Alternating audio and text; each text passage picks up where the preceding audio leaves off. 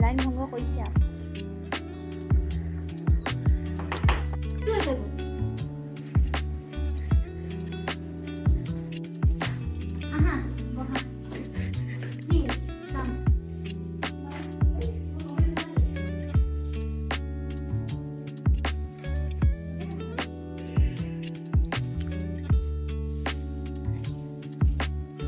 এতিয়া মই নাইকিয়া হৈ গ'ল